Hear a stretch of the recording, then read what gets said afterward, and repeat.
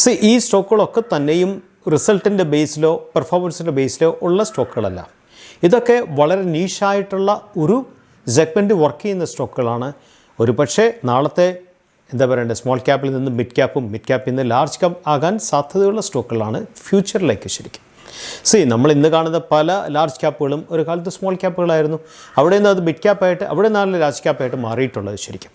അതുകൊണ്ട് തന്നെ ഈ സ്റ്റോക്കുകൾക്കും ഈ പറയാൻ പോകുന്ന സ്റ്റോക്കുകൾക്കും ഒരു മിഡ് ക്യാപ്പിലേക്കോ ലാർജ് ക്യാപ്പിലേക്കോ പോകാനുള്ള സാധ്യതകൾ വളരെ കൂടുതലാണ്. Over A period of time പെട്ടെന്നൊന്നും നടക്കില്ല, ഒരു സമയമെടുക്കും. അതിൻ്റെ സമയം കൊണ്ടായിരിക്കും അത് സാധിക്കുന്നത് ശരിക്കും. പക്ഷേ ഇതൊക്കെ വളരെ നീഷായിട്ടുള്ള സെഗ്മെൻറ്റ് വർക്ക് ചെയ്യുന്ന നീഷ് പ്രൊഡക്ട്സ് ഹാൻഡിൽ ചെയ്യുന്ന കമ്പനികളാണ് ശരിക്കും. അതാണ് ഈ കമ്പനികളുടെ ഏറ്റവും വലിയ പ്രത്യേകത ശരിക്കും. ഈ കമ്പനികൾ ഞാൻ നിങ്ങളോട് പറയാൻ നേരത്തെ നിങ്ങൾ പ്രത്യേകം ശ്രദ്ധിക്കേണ്ട കാര്യം, ഇതൊരു റെക്കമെൻഡേഷൻ വീഡിയോ അല്ല. കാരണം ഈ കമ്പനികളിൽ പലതും കഴിഞ്ഞ് 1 കൊല്ലമായിട്ട് 1.5 കൊല്ലമായിട്ട് 2 കൊല്ലമായിട്ട് പെർഫോമൻസ് ഡൗൺ ആയിട്ട് ക്വാർട്ടർലി പെർഫോമൻസ് വളരെ മോശമായിട്ട് ഭയങ്കരമായിട്ട് കറക്റ്റ് ചെയ്ത പല സ്റ്റോക്കുകളും ഈ പറയുന്ന 10 കമ്പനികളുടെ ലിസ്റ്റിലുണ്ട്. ഈ പറയുന്ന 10 കമ്പനികളുടെ ലിസ്റ്റിൽ പല സ്റ്റോക്കുകളും അങ്ങനത്തെ സ്റ്റോക്കുകളാണ് ശരിക്കും. അതുകൊണ്ട് തന്നെ നിങ്ങൾ ഈ വീഡിയോ റെക്കമെൻഡേഷൻ ആയിട്ട് എടുക്കാൻ പാടില്ല. നിങ്ങൾ ഈ സ്റ്റോക്കുകളെ കുറിച്ച് കൂടുതൽ പഠിക്കുക. ഇതിൻ്റെ അകത്ത് കാണുന്ന താഴെ പോയ സ്റ്റോക്കുകളൊക്കെ തന്നെയും എന്താ പറയണ്ടേ, എന്തുകൊണ്ടാണ് താഴെ പോയത്, അതിൻ്റെ എൻവയറമെൻറ്റൽ ഫാക്ടേഴ്സ് എന്തെല്ലാമാണ്, എന്തുകൊണ്ടാണ് ആ particular industry for the time being വളരെ ഡൗൺ ആകാൻ കാര്യം, എന്തെല്ലാം ഫാക്ടേഴ്സാണ് ആ ഇൻഡസ്ട്രിയെ ഡൗൺ ആക്കാനുള്ള കാരണം, എന്തെല്ലാം ഫാക്ടേഴ്സ് കറക്റ്റ് ചെയ്താലാണ് ആ ഇൻഡസ്ട്രി കയറി വരുന്നത്, അങ്ങനെ ആ കമ്പനികൾ തിരിച്ചു കയറി വരുന്നത് എന്നുള്ളതിനെക്കുറിച്ച് നിങ്ങൾക്കൊരു ഡീറ്റെയിൽ സ്റ്റഡി നടത്താൻ സാധിക്കും ശരിക്കും. അതാണ് നിങ്ങളുടെ കൺവിക്ഷൻ പോയിന്റ് ശരിക്കും. നമുക്ക് കമ്പനികളിലേക്ക് കടക്കാം. നിങ്ങൾ ശ്രദ്ധിക്കണം, ഒരു കാരണവശാലും ഇത് റിസൾട്ടിൻ്റെ ബേസിലല്ല പറയുന്നത്. ഇതിൻ്റെ അകത്തുള്ള പല സ്റ്റോക്കുകളും കഴിഞ്ഞ 1.5 കൊല്ലമായിട്ട് റിസൾട്ട് മോശമായിട്ട് വളരെയേറെ കറക്റ്റ് ചെയ്ത സ്റ്റോക്കുകളാണ്. അത് കമ്പനിയുടെ കുഴപ്പം കൊണ്ടല്ല, കമ്പനിയുടെ പ്രൊഡക്ട്സിൻ്റെ കുഴപ്പം കൊണ്ടല്ല, അത് വർക്ക് ചെയ്യുന്ന കമ്പനികൾ വർക്ക് ചെയ്യുന്ന എൻവയറമെൻറ്റിൻ്റെ പ്രശ്നം കൊണ്ടാണ്.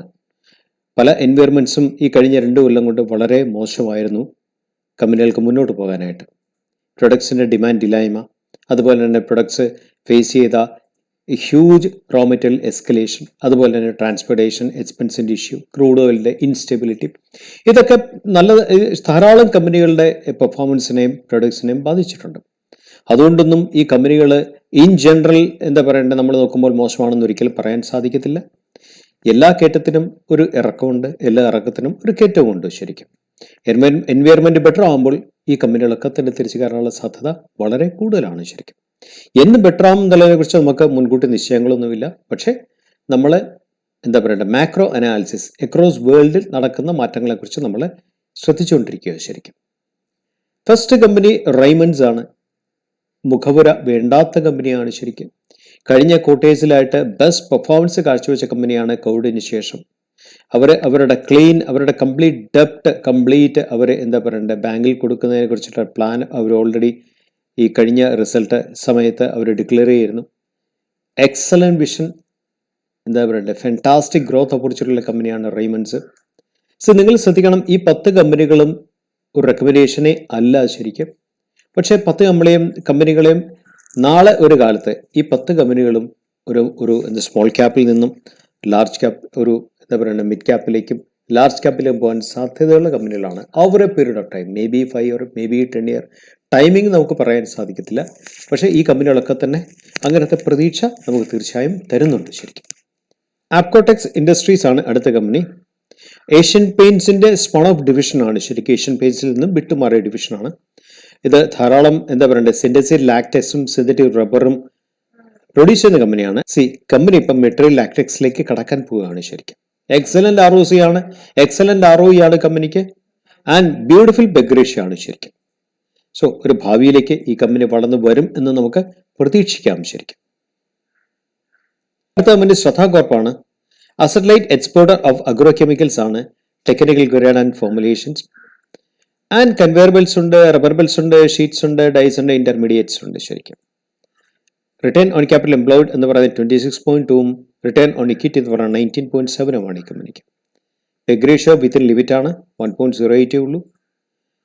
നമുക്ക് ശ്രദ്ധിക്കാവുന്ന എന്താ പറയണ്ടേ നാളെ ഒരു കാലത്ത് ഒരു മിഡ് ക്യാപ്പിലേക്ക് പോകും എന്നൊക്കെ നമുക്ക് പ്രതീക്ഷിക്കാവുന്ന ഒരു കമ്പനിയാണ് ശരിക്കും.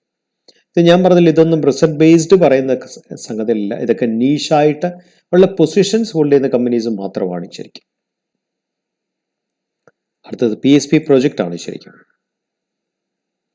So second fastest growing construction കമ്പനിയാണ് ഇന്ത്യയിലെ എസ്പെഷ്യലി സ്മോൾ ക്യാപ് കാറ്റഗറിയിൽ. 196 കംപ്ലീറ്റ് പ്രൊജക്റ്റാണ് ഉള്ളത് ശരിക്കും. And ROC and ROE 34.9 26.4 peg ratio within limit ആണ്, 0.55 ആണ്. സോ തീർച്ചയായും നമുക്ക് പ്രതീക്ഷ അർപ്പിക്കാവുന്ന ഒരു കമ്പനിയാണ് ശരിക്കും. അടുത്ത ആൽക്കൈൽ അമീനാണ്. ഏറ്റവും കൂടുതൽ കറക്റ്റ് ചെയ്ത ഒരു കമ്പനിയാണ് ആൽക്കൈൽ അമീൻ കഴിഞ്ഞ 2 കൊല്ലം കൊണ്ട്. കാര്യം എന്താണെന്ന് വെച്ചാൽ ആൽക്കൈൽ അമീനിലെ മെയിൻ പ്രൊഡക്ട്സ് ഫാമയിലേക്കുള്ള സംഗതിയാണ് ശരി. ഫാമയിലെ റോ മെറ്റീരിയലാണ്. നാച്ചുറലി ഫാമ കഴിഞ്ഞ 2 കൊല്ലമായിട്ട് ഭയങ്കരമായിട്ട് തന്നുപോയി. US ജനറിക് മാർക്കറ്റിലെ പ്രഷർ കൊണ്ട്. തീർച്ചയായും ഫാമയെ ബേസ് ചെയ്ത് നിൽക്കുന്ന കമ്പനികളെല്ലാം അത് സാരമായിട്ട് ബാധിച്ചു. അവത്തിൽ ഒരു കമ്പനിയാണ് ആൽക്കൈൽ അമീൻ.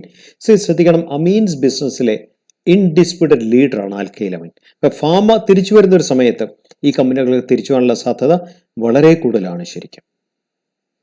അടുത്ത വാട്ടർ ബൈബാഗ് ആണ്. ഇതിനെക്കുറിച്ച് ഞാൻ ഓൾറെഡി ഒരു വീഡിയോ പബ്ലിഷ് ചെയ്തിരുന്നു 2 ആഴ്ച മുമ്പ്. പ്യുവർ വാട്ടർ ബിസിനസ്സിലെ ഇൻഡിസ്പ്യൂട്ടഡ് ലീഡറാണ് ബൈബാഗ്. അവർക്കൊരു വേൾഡ് ബാങ്ക് സപ്പോർട്ടഡ് ആയിട്ടുള്ള പ്രൊജക്റ്റ് ബംഗ്ലാദേശിൽ കിട്ടിയിട്ടുണ്ട്. സോ ആ പ്രൊജക്റ്റ് വിത്ത് എക്സ്പാൻഷനാണ് കിട്ടിയിരിക്കുന്ന ഓവർ 5 ഇയേഴ്സിലേക്ക്. സോ ഈ കമ്പനി നാൾക്ക് നാൾ മുന്നോട്ട് പോകും. ഇന്റർനാഷണൽ ലെവലിൽ കുറെ കൂടെ അവരെ ഫുഡ് സ്റ്റെപ്സ് ഉണ്ടാക്കും എന്നുള്ള പ്രതീക്ഷയിലാണ് നമ്മളൊക്കെ ശരിക്കും. കാര്യം വേൾഡ് ബാങ്കിന്റെ പ്രോജക്റ്റ് കറക്റ്റായിട്ട് ഇംപ്ലിമെന്റ് ചെയ്ത് കഴിഞ്ഞാൽ വേൾഡ് ബാങ്ക് സപ്പോർട്ടഡ് ആയിട്ടുള്ള ധാരാളം പ്രൊജക്ട്സ് അക്രോസ് വേൾഡ് ഇവർക്ക് കൂട്ടിയാനും കിട്ടാനുള്ള സാധ്യതകൾ മുന്നിലുണ്ട് ശരിക്കും. ഗുഫിക് ഗ്രൂപ്പിന്റെ കമ്പനിയാണിത്. ഗുഫിക് ബയോ സയൻസസ് എന്ന് പറയും ശരിക്കും. കോൺട്രാക്ട് മാനുഫാക്ചർ ആണ്. എന്താ പറയണ്ടേ, lyophilized injections to Abbott, Sun Pharma, Zydus lab and doctor Reddy's ശരിക്കും. വളരെ ബെസ്റ്റായിട്ട് പെർഫോം ചെയ്യുന്ന ഒരു കമ്പനിയാണ് ശരിക്കും ഗുഫിക് ഫാർമ. നമ്മൾ 1-2 ക്വാർട്ടറിലെ പെർഫോമൻസിന് ബേസിലല്ല നമ്മൾ സംസാരിക്കുന്നത്. പെർഫോമൻസ് കൂടാം, പെർഫോമൻസ് മോശമാകാം. കമ്പനി എന്താ പറയണ്ടേ, ഏത് കമ്പനിയുടെ വേണമെങ്കിലും പ്രൈസ് കറക്ഷൻ വരാം. ഇതൊക്കെ മാർക്കറ്റ് നാച്ചുറൽ ആണ്, ബിസിനസ് സൈക്കിളിലെ പാർട്ടാണ് ഇതൊക്കെ. പക്ഷേ ഈ പാർട്ടിലും ഒക്കെ സ്വന്തമായിട്ടുള്ള ഐഡന്റിറ്റിയിൽ എക്സിസ്റ്റൻസ് നിൽക്കുന്ന കമ്പനികളാണ് നമ്മൾ സംസാരിക്കുന്നത് ശരിക്കും. അടുത്ത കമ്പനി GM പൊഫോൾഡർ ആണ്. They are manufacturers corrosion resistant glass line equipments ആണ് ശരിക്കും. So leading supplier of process equipments to pharmaceutical and chemical industry ആണ് ശരിക്കും. GM പൊഫോൾഡറും എന്താ സംഭവിച്ചതെന്ന് വെച്ചാൽ ഫാമയിലെ ഒരു താഴ്ച, ഫാമ കമ്പനികളുടെ കഴിഞ്ഞ 2 കൊല്ലമായിട്ടുള്ള നെറ്റ് പ്രോഫിറ്റ് കൊളാപ്സ്, അവരുടെ സപ്ലൈയിലുള്ള ഇഷ്യൂസ്, അവരുടെ റോ മെറ്റീരിയൽ ഇഷ്യൂസ്, കമ്പനികളുടെ ഓവറോൾ പ്രസൻസിലുള്ള ഇഷ്യൂസ് സംഭവിച്ചു US-ലും അക്രോസ് യൂറോപ്പിലും ശരിക്കും. India one of the leading pharmaceutical ഹബ്ബാണ് ശരിക്കും. നാച്ചുറലി ആ ഫാമയെ ഡിപ്പെൻഡ് ചെയ്തിരിക്കുന്ന കമ്പനികളെല്ലാം അത് സീരിയസ് ആയിട്ട് ബാധിക്കുമല്ലോ. ഫാമ തിരിച്ചു വരുന്ന ഒരു കാലഘട്ടത്തിൽ നേരത്തെ പറഞ്ഞ ആൽക്കൈൽ അമീൻ പോലെ തന്നെ കയറാൻ സാധ്യതയുള്ള ഒരു കമ്പനിയാണ് GM. അടുത്ത കമ്പനി പോളിപ്ലസ് കോർപ്പറേഷൻ ആണ്. Engage in manufacturing of BOPP, blown, PP bar, PE and CPP films ആണ് ശരിക്കും. 33 കൊല്ലത്തെ മാർക്കറ്റ് എക്സ്പീരിയൻസ് ഉള്ള കമ്പനിയാണ് ശരിക്കും.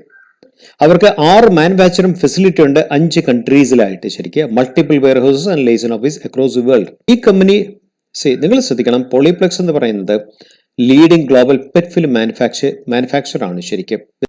മനസ്സിലാവും. പോളിപ്ലസ് ഇസ് റാങ്ക്ഡ് നമ്പർ 2 ആണ് globally ex China in thin BOPT film capacity. അപ്പോൾ ആ ലെവലിൽ കിടക്കുന്ന കമ്പനിയാണ് ഇതൊക്കെ ശരിക്കും.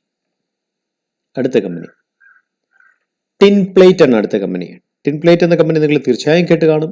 India's largest producer of tin, cotton and steel sheets with 47% market share ആണ് അവർക്ക് ഡൊമസ്റ്റിക്കലി അവർക്കുള്ളത് ശരിക്കും. And subsidiary of Tata steel ആണ് ശരിക്കും. എക്സലന്റ് ROCയും ROEയും ആണ്. 46.8ഉം 34.9ഉം ആണ്.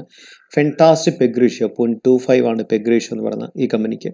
സോ പല കാരണങ്ങൾ കൊണ്ടും നീഷിൽ വർക്ക് ചെയ്യുന്ന ഒരു കമ്പനിയാണ് ടിൻ പ്ലേറ്റ്. ഫ്രണ്ട്സ്, നിങ്ങൾ ഈ വീഡിയോ കണ്ടു കാണുമെന്ന് ഞാൻ വിശ്വസിക്കുന്നു. ഈ കമ്പനികളൊക്കെ തന്നെയും വളരെ നീഷായിട്ടുള്ള പ്രൊഡക്ട്സ് ഫീൽഡിൽ വർക്ക് ചെയ്യുന്ന കമ്പനികളാണ് അല്ലേ ശരിക്കും. നിങ്ങൾക്ക് വർക്ക് ചെയ്താൽ കൂടുതലായിട്ട് ഇതിനെക്കുറിച്ച് ഈ കമ്പനികളെക്കുറിച്ച് മനസ്സിലാക്കാൻ സാധിക്കും ശരിക്കും. ഇതൊക്കെ ഞാൻ ആദ്യം പറഞ്ഞ പോലെ തന്നെ നാളത്തെ എന്താ പറയണ്ടേ മിഡ് ക്യാപ്പോ അല്ലെങ്കിൽ നാളത്തെ ലാർജ് ക്യാപ്പോ ആകാൻ സാധ്യതയുള്ള കമ്പനികളാണ്. Over A period of time, may be 5 year, may be 10 year, നമുക്കറിയില്ല. നമുക്കൊരു PD ഫിക്സ് ചെയ്യാൻ സാധിക്കത്തില്ല. എടുത്തു പറഞ്ഞു, ഇതൊന്നും ഒരു റെക്കമെൻഡേഷൻ വീഡിയോ അല്ല, ഇതൊക്കെ ഒരു സ്റ്റഡി വീഡിയോ ആയിട്ടാണ് നിങ്ങൾ എടുക്കേണ്ടത് ശരിക്കും. Signing off.